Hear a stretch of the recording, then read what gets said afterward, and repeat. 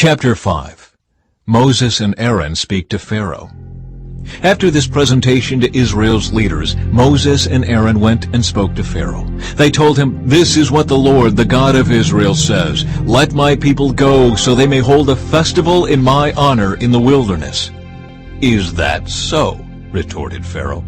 "And who is the Lord? Why should I listen to him and let Israel go? I don't know the Lord, and I will not let Israel go." But Aaron and Moses persisted. "The God of the Hebrews has met with us," they declared. "So let us take a 3-day journey into the wilderness so we can offer sacrifices to the Lord our God. If we don't, he will kill us with a plague or with the sword." Pharaoh replied, "Moses and Aaron, why are you distracting the people from their tasks? Get back to work. Look, there are many of your people in the land, and you are stopping them from their work." Making bricks without straw.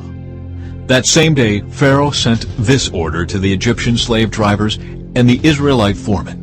"Do not supply any more straw for making bricks. Make the people get it themselves, but still require them to make the same number of bricks as before. Don't reduce the quota. They are lazy. That's why they are crying out, 'Let us go and offer sacrifices to our God.' Load them down with more work. Make them sweat. That will teach them to listen to lies."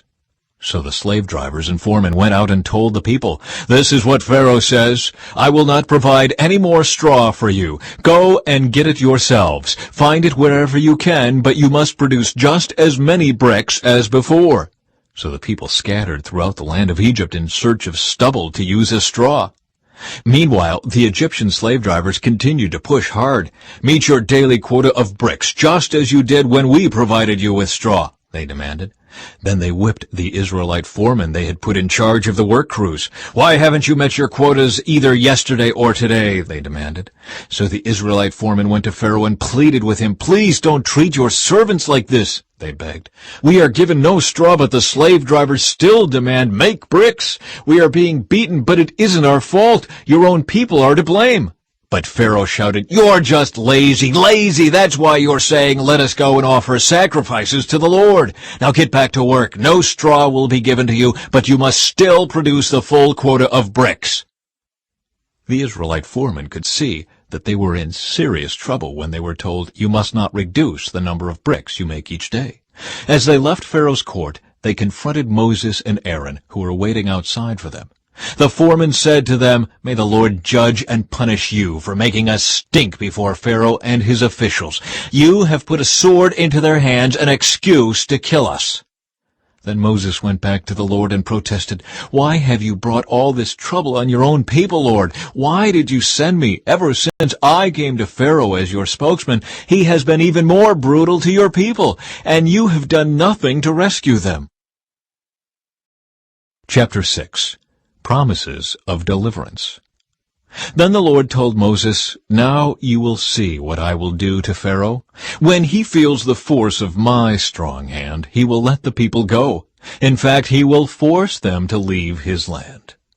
And God said to Moses, "I am Yahweh, the Lord. I appeared to Abraham, to Isaac, and to Jacob as El Shaddai, God Almighty. But I did not reveal my name, Yahweh, to them. And I reaffirmed my covenant with them. Under its terms I promised to give them the land of Canaan, where they were living as foreigners.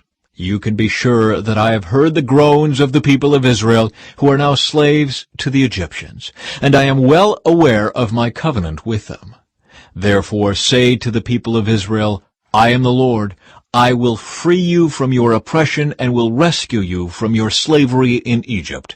I will redeem you with a powerful arm and great acts of judgment. I will claim you as my own people, and I will be your God. Then you will know that I am the Lord your God, who has freed you from your oppression in Egypt. I will bring you into the land I swore to give to Abraham, Isaac, and Jacob. I will give it to you as your very own possession. I am the Lord." So Moses told the people of Israel what the Lord had said, but they refused to listen any more. They had become too discouraged by the brutality of their slavery. Then the Lord said to Moses, "Go back to Pharaoh, the king of Egypt, and tell him to let the people of Israel leave his country." "But Lord," Moses objected, "my own people won't listen to me anymore. How can I expect Pharaoh to listen? I'm such a clumsy speaker." But the Lord spoke to Moses and Aaron and gave them orders for the Israelites and for Pharaoh, the king of Egypt. The Lord commanded Moses and Aaron to lead the people of Israel out of Egypt. The ancestors of Moses and Aaron. These are the ancestors of some of the clans of Israel. The sons of Reuben, Israel's oldest son, were Hanok, Palu, Hezron, and Carmi. Their descendants became the clans of Reuben. The sons of Simeon were Jemuel, Jamin, Ohad, Jachin, Zohar, and Shaul. Shaul's mother was a Canaanite woman. Their descendants became the clans of Simeon. These are the descendants of Levi, as listed in their family records. The sons of Levi were Gershon, Kohath, and Merari. Levi lived to be 137 years old. The descendants of Gershon included Libni and Shimei, each of whom became the ancestor of a clan. The descendants of Kohath included Amram, Izhar, Hebron, and Uzziel. Kohath lived to be 133 years old. The descendants of Merari included Melai and Mushai. These are the clans of the Levites as listed in their family records. Amram married his father's sister Jochebed, and she gave birth to his sons Aaron and Moses. Amram lived to be 137 years old. The sons of Izhar were Korah, Nepheg, and Zikri. The sons of Uzziel were Mishael, Elzaphan, and Zithri. Aaron married Elisheba, the daughter of Amminadab and sister of Nashon, and she gave birth to his sons Nadab, Abihu, Eleazar, and Ithamar. The sons of Korah were Aser, Elkanah, and Abiasaph. Their descendants became the clans of Korah. Eleazar, son of Aaron, married one of the daughters of Putiel, and she gave birth to his son Phinehas. These are the ancestors of the Levite families listed according to their clans. The Aaron and Moses named in this list are the same ones to whom the Lord said, "Lead the people of Israel out of the land of Egypt like an army." It was Moses and Aaron who spoke to Pharaoh, the king of Egypt, about leading the people of Israel out of Egypt. When the Lord spoke to Moses in the land of Egypt, he said to him, "I am the Lord. Tell Pharaoh, the king of Egypt, everything I am telling you." But Moses argued with the Lord, saying, "I can't do it. I'm such a clumsy speaker. Why should Pharaoh listen to me?" Chapter 17. The Transfiguration. 6 days later, Jesus took Peter and the two brothers, James and John, and led them up a high mountain to be alone. As the men watched, Jesus' appearance was transformed so that his face shone like the sun, and his clothes became as white as light. Suddenly, Moses and Elijah appeared and began talking with Jesus. Peter exclaimed, "Lord, it's wonderful for us to be here. If you want, I'll make 3 shelters as memorials, one for you, one for Moses, and one for Elijah." But even as he spoke, a bright cloud overshadowed them, and a voice from the cloud said, "This is my dearly loved Son, who brings me great joy. Listen to him." The disciples were terrified and fell face down on the ground. Then Jesus came over and touched them. "Get up," he said. "Don't be afraid."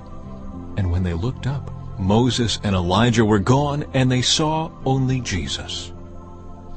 As they went back down the mountain, Jesus commanded them, "Don't tell anyone what you have seen until the Son of Man has been raised from the dead." Then his disciples asked him, "Why do the teachers of religious law insist that Elijah must return before the Messiah comes?" Jesus replied, "Elijah is indeed coming first, to get everything ready. But I tell you, Elijah has already come, but he wasn't recognized, and they chose to abuse him.